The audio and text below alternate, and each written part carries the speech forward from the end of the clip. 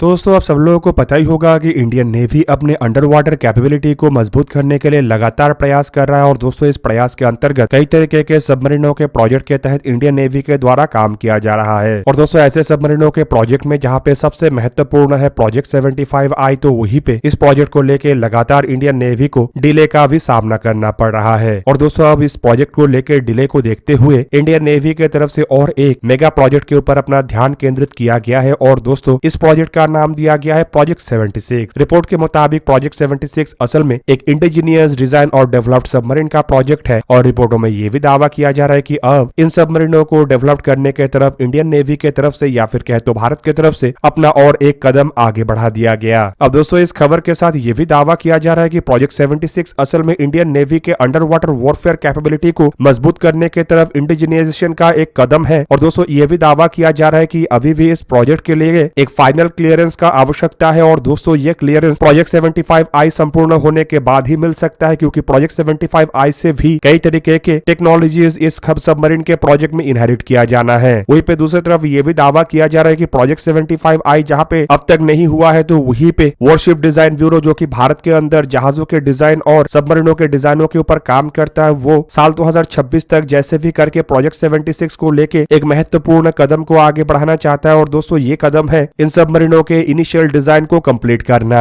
अब दोस्तों सोर्सेस की तरफ से यह भी जानकारी दिया जा रहा है कि जो प्रोजेक्ट 76 सबमरीनों का कॉन्सेप्ट है इसमें असल में एयर इंडिपेंडेंट प्रोपल्सन सिस्टमों को भी लगाया जाएगा और शायद इसका वजन मतलब सबमर्ज डिस्प्लेसमेंट करीब करीब 3000 टन होगा। मतलब ये फॉरेन कंपनियों से खरीदे जाने वाले प्रोजेक्ट 75 जैसे सबमरीनों के मुकाबले में मतलब कलवरी क्लास के सबमरीनों के मुकाबले में काफी भारी होगा। तो वहीं पे प्रोजेक्ट 75I के जो कॉन्सेप्ट के अंतर्गत आगे बढ़ा जा रहा है लगभग उसी कॉन्सेप्ट के तहत ही होगा। जबकि सोर्सेस की तरफ से यह भी दावा किया जा रहा है कि ये 3000 टन के अंडर वाटर सबमरीनों के द्वारा असल में इंडियन नेवी के सिंधु घोष क्लास मतलब किलो क्लास के सबमरीनों को असल में रिप्लेस किया जा सकता है। अब दोस्तों देखा जाए तो बीते कुछ सालों में इंडिया को सबमरीनों के कंस्ट्रक्शन को लेकर कई तरीके के जानकारी हासिल हो चुका है, खास करके टेक्नोलॉजिकल रिलेटेड जानकारी। और ये जानकारी असल में फ्रेंच स्कॉर्पियन क्लास सबमरीन मतलब प्रोजेक्ट 75 से मिला है और आशा किया जा रहा है कि जो प्रोजेक्ट 75I है जिसमें कि जर्मनी और स्पेन में से किसी एक के सबमरीनों को खरीदे जाने का संभावना अधिक है, उससे भी भारत को सबमरीन रिलेटेड कई तरीके का टेक्नोलॉजीज मिलेगा और उन टेक्नोलॉजीज का इस्तेमाल भारत की तरफ से अपने खुद के सबमरीनों में किया जाएगा। और दोस्तों प्रोजेक्ट 75I को अगर देखा जाए तो रिपोर्ट के मुताबिक फिलहाल government public sector undertaking company मतलब गवर्नमेंट ओन कंपनी और प्राइवेट सेक्टर कंपनियों के साथ मिलकर ये प्रोजेक्ट 75I को कंप्लीट करना चाहता है, जिससे कि इसकी जो टेक्नोलॉजी है वो प्राइवेट सेक्टर कंपनी और गवर्नमेंट ओन कंपनी दोनों के पास ही रहे, जिससे कि भविष्य के सबमरीनों के डिजाइन और डेवलपमेंट में भारत को आसानी मिले और प्राइवेट सेक्टर कंपनियों से भी इस रिलेटेड मतलब प्रोजेक्ट 76 रिलेटेड मदद को हासिल किया जा सके। दोस्तों प्रोजेक्ट 76 को लेकर यह भी दावा किया जा रहा है कि असल में इस प्रोजेक्ट के अंतर्गत 2 बैचों में टोटल 6-12 सबमरीनों को इंडियन नेवी के लिए बनाया जाएगा और इसके डिजाइन के ऊपर कॉन्सेप्चुअल काम तो अभी से शुरू हो गया है, लेकिन इसके कंस्ट्रक्शन का काम साल 2030 के बाद ही शायद संभव हो पाए। वहीं पे दोस्तों साल 2030 में अगर इसके कंस्ट्रक्शन का काम शुरू होता है तो सी ट्रायल और बाकी कामों को अंजाम देके इन सबमरीनों को केवल मात्र साल 2036 तक ही इंडियन नेवी के बेड़े में शामिल किया जाना संभव हो पाएगा। वहीं पे अगर उसके बाद तेज रफ्तार में भी काम होता है तो कम से कम सालाना 1 या 2 सबमरीनों के रफ्तार में 6 से 10 साल के अंदर इन सबमरीनों को इंडियन नेवी के बेड़े में शामिल करना संभव हो पाएगा। अब दोस्तों इंडियन नेवी के बेड़े को अगर देखा जाए तो अंडर वाटर कैपेबिलिटी में इंडियन नेवी चाइना से काफी पीछे है और दोस्तों इस कैपेबिलिटी को अगर बढ़ाना है तो केवल विदेशों से सबमरीनों को खरीदने से ही नहीं होगा, बल्कि स्वदेशी सबमरीनों को भी बनाना आवश्यक है। और शायद इन्हीं कारणों की वजह से प्रोजेक्ट 75 और 75I को मेक इन इंडिया और ट्रांसफर ऑफ टेक्नोलॉजी प्रोजेक्ट के अंतर्गत आगे बढ़ाया जा रहा है ताकि भारत को आत्मनिर्भर होने में मदद मिले। फिलहाल दोस्तों इंडियन नेवी के अंडर वाटर कैपेबिलिटी को अगर देखा जाए तो 2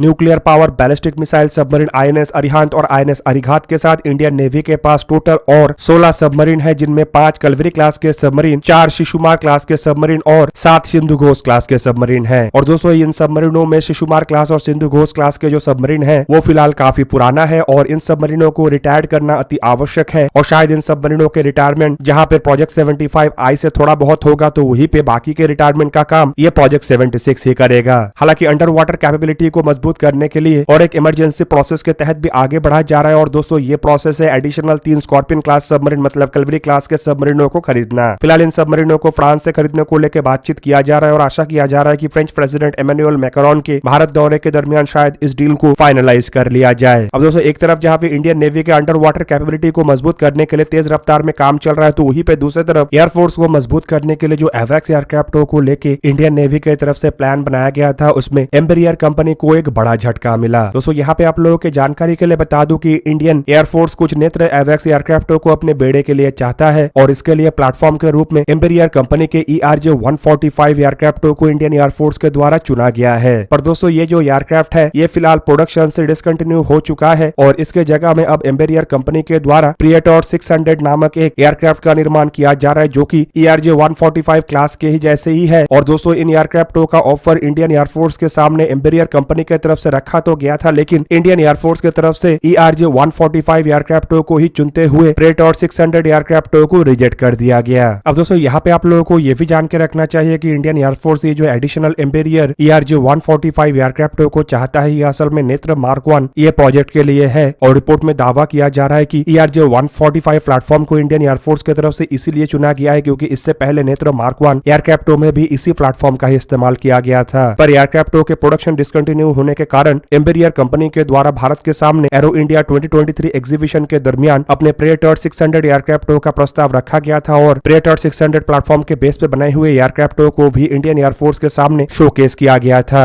अब दोस्तों ERJ-145 एयरक्राफ्टों को अगर देखा जाए तो एम्बेरियर कंपनी के द्वारा इस फैमिली के अलग अलग एयरक्राफ्टों को 1992 से लेकर साल 2020 तक प्रोड्यूस किया गया, जिनमें से बताया जाता है कि 350 एयरक्राफ्ट अभी भी अलग अलग देशों के द्वारा जहां पे इस्तेमाल किया जा रहा है, तो वहीं पे 220 से भी अधिक एयरक्राफ्ट फिलहाल पूरा दुनिया में स्टोरेज में रखा हुआ है। मतलब ये एयरक्राफ्ट अच्छे कंडीशन में भी है, ऑपरेशनल भी है, लेकिन इसे इस्तेमाल नहीं किया जा रहा है। और दोस्तों ERJ-145 एयरक्राफ्टों को एम्बेरियर कंपनी से निर्माण करना डिसकंटिन्यू कर देने के कारण इंडियन एयरफोर्स के सामने केवल मात्र अब एक ही ऑप्शन है और वो ऑप्शन अन्य देशों से मतलब यूज्ड एयरक्राफ्टों को खरीदना। और इंडियन एयरफोर्स असल में ERJ-145 एयरक्राफ्टों के साथ इसीलिए लगा हुआ है क्योंकि अगर इन एयरक्राफ्टों को खरीदा जाता है तो नेत्र मार्क 1 एयरक्राफ्टों को बनाने के लिए ज्यादा कुछ मॉडिफिकेशन का जरूरत नहीं होगा और एग्जिस्टिंग तरीके से ही इसे निर्माण किया जा सकेगा, जिससे कि नेत्र मार्क 1 एयरक्राफ्टों के निर्माण प्रोसेस आसान भी होगा और कोई नए टेस्ट को भी अंजाम देने का जरूरत नहीं पड़ेगा। और इंडियन एयरफोर्स के जो एवैक्स एयरक्राफ्टों की जरूरत है उसे जल्द से जल्द पूरा किया जा सकेगा। अब आप लोगों की जानकारी के लिए बता दूं कि फिलहाल इंडियन एयरफोर्स एवैक्स एयरक्राफ्टों के मामले में पाकिस्तान और चाइना जैसे देशों से काफी पीछे है। पाकिस्तान के पास बताया जाता है कि करीब करीब 12 एवैक्स एयरक्राफ्ट है, तो वहीं पे चाइना के बेड़े को अगर देखा जाए तो चाइना के पास रिपोर्ट के मुताबिक 29 अलग अलग टाइप के एवैक्स एयरक्राफ्ट है, जबकि भारत के बेड़े को अगर देखा जाए तो टोटल 4 नेत्र एवैक्स को बनाया गया था, जिनमें से 3 इंडियन एयरफोर्स में इस्तेमाल हो रहा है और एक DRDO इस्तेमाल कर रहा है। तो वहीं पे इसके अलावा 3 फैल्कॉन एवैक्स भी इंडिया के द्वारा इस्तेमाल किया जा रहा है। हालांकि एवैक्स एयरक्राफ्टों के फ्लीट को मजबूत करने के लिए नेत्र मार्क 2 के ऊपर काम चल रहा है और आने वाले समय में नेत्र मार्क 3 को भी बनाया जाएगा। लेकिन दोस्तों ये जो नेत्र मार्क 1 एयरक्राफ्ट है ये फिलहाल अति आवश्यक एयरक्राफ्टों में से एक बना हुआ है, क्योंकि इससे कम से कम समय के अंदर इंडियन एयरफोर्स के जरूरतों को पूरा किया जा सकेगा और इससे इंडियन एयरफोर्स के एवैक्स एयरक्राफ्टों की संख्या बढ़ेगा, जो कि बॉर्डर सर्विलेंस के लिए और 24 घंटा एरियल सर्विलेंस के लिए जरूरी है। इवन दोस्तों नेत्र एयरक्राफ्टों को बालाकोट एयर स्ट्राइक के दरमियान भी इस्तेमाल किया गया था, जिससे कि ऑलरेडी इन एयरक्राफ्टों के क्षमता को प्रूव किया जा चुका है, जिससे कि इस तरीके के एयरक्राफ्टों के लिए इंडियन एयरफोर्स भी तैयार है। और शायद इन्हीं कारणों की वजह से इंडियन एयरफोर्स नहीं चाहता है कि इन एयरक्राफ्टों के प्लेटफॉर्म को लेकर कोई छेड़खानी किया जाए। और दोस्तों अगर इंडियन एयरफोर्स को एयरक्राफ्टों को बदलना ही था तो इंडियन एयरफोर्स के सामने C295 जैसे एयरक्राफ्ट भी है, जो कि भारत में ही बन रहा है। और दोस्तों मेरा मानना यह है कि ERJ-145 एयरक्राफ्टों की जगह में अगर अन्य कोई एयरक्राफ्टों को खरीदने का जरूरत पड़ता है तो सबसे बेहतरीन प्लेटफॉर्म C295 एयरक्राफ्ट ही होगा, क्योंकि इससे मेक इन इंडिया इनिशिएटिव को और बढ़ावा मिलेगा। दोस्तों आप लोगों को क्या लगता है कि इंडियन एयरफोर्स और नेवी अपने ताकत को बढ़ाने के लिए सबमरीन और नेत्र जैसे एयरक्राफ्टों को लेकर जो काम कर रहा है, क्या सच में इंडियन एयरफोर्स और नेवी के ताकत को मजबूत कर पाएगा या नहीं? कमेंट करके अपनी राय अवश्य दीजिए। दोस्तों आज के इस वीडियो को यही पे ही करते हैं समाप्त। किसी और एक दिन किसी और एक वीडियो मिलेंगे, तब तक के लिए जय हिंद, वंदे मातरम।